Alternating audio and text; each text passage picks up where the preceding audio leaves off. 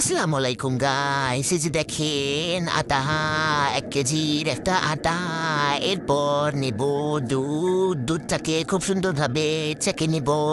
আর এখানে প্রায় 1 লিটার দুধ নিয়েছিলাম। তারপর দেখেন দুধগুলো কি সুন্দর সাদা, পুরাই ফকফকা।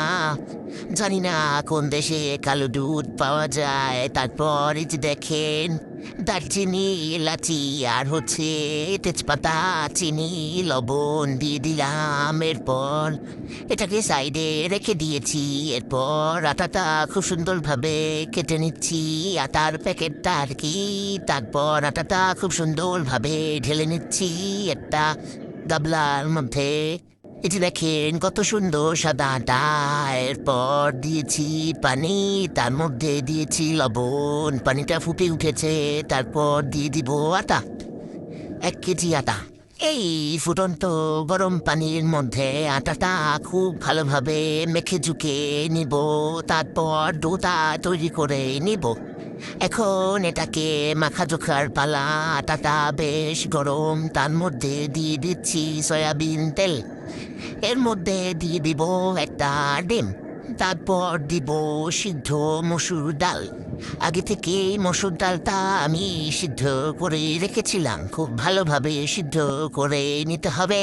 তারপর এই মসুর ডাল ডিম আটা খুব সুন্দরভাবে মেখে নিচ্ছি। সাথে সাথে অল্প অল্প আটা দিয়ে নিয়েছিলাম 3 থেকে 4 বার।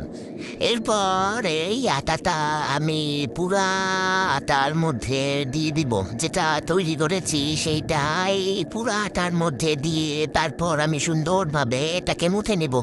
আমার স্বামী আমি 2জন মিলে আটাটাকে মুথেছিলাম। এরপর পিঠা তৈরি করার পালা। এই যে দেখেন কত সুন্দর হয়েছে আটাটা। এরপর এটাকে সুন্দরভাবে বেলে কেটে কুটে নিব একটা সুন্দর সাইজ করে। তারপর পিঠা তৈরি করার পালা। এরকমভাবে আপনারা কারা কারা পিঠা তৈরি করেন প্লিজ কমেন্ট বক্সে জানাতে ভুলবেন না। আপনাদের এলাকায় এই পিঠাটাকে কি নামে ডাকা হয় তাও জানাতে ভুলবেন না। আর এই ব্যাটারটা যখন তৈরি করেছিলাম, যখন আমি এই আটাটা ভালোভাবে মুথেছিলাম, তখন অনেকগুলো তেল দিয়েছিলাম। যদিও সেটা আপনারা হয়তো খেয়াল করে দেখেননি। অনেক তেল মানে অনেক তেল। যাই হোক, খুব ভালোভাবে মাঞ্জা দিয়েছিলাম, তাই পিঠাটা দেখতেই এত সুন্দর হয়েছে। যাই হোক, মাঞ্জা টাঞ্জা দিয়েছি, এখন পিঠা তৈরি করছি। আর এভাবে কেটে কুটে ছোট ছোট স্টাইল করে আমি এই পিঠাগুলো সব তৈরি করে নিয়েছি। এখানে 1 কেজি পরিমাণ আটার পিঠা। এই যে দেখেন একটা ডালা পুরো ভর্তি হয়ে গিয়েছে। আর দেখেন দেখতেও বেশ সুন্দর লাগছে, আলহামদুলিল্লাহ। এরপর এটাকে গরম তেলে সুন্দরভাবে ভেজে নেব। আর দেখতে হবে যেন পিঠাটা নিচে পুড়ে না যায় বা লেগে না যায়। এরপর দেখেন পিঠাটা ভাজা হয়ে গেছে। এবার আমি এরকম কালার করে পিঠেগুলো তুলে নেব। আর ফাঁকে 2-4টা ভাজা পিঠা খেয়ে নেব।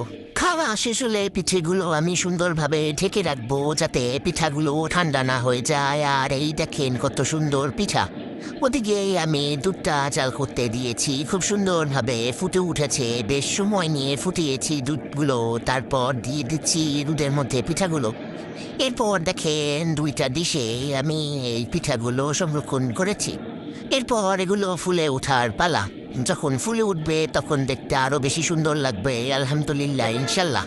এই যে দেখেন পিঠার ফাইনাল লুক। এই যে দেখেন এখন আমি পিঠাগুলো খাবো বিসমিল্লাহ বলে। তার আগে আমি আপনাদের দেখিয়ে দিচ্ছি পিঠাটা কত সুন্দর ফুলেছে।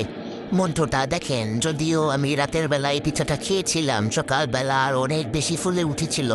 আজকে এতটুকু, আল্লাহ হাফেজ। ভিডিওটা কার কার ভালো লাগলো প্লিজ কমেন্ট বক্সে জানাতে ভুলবেন না। টাটা।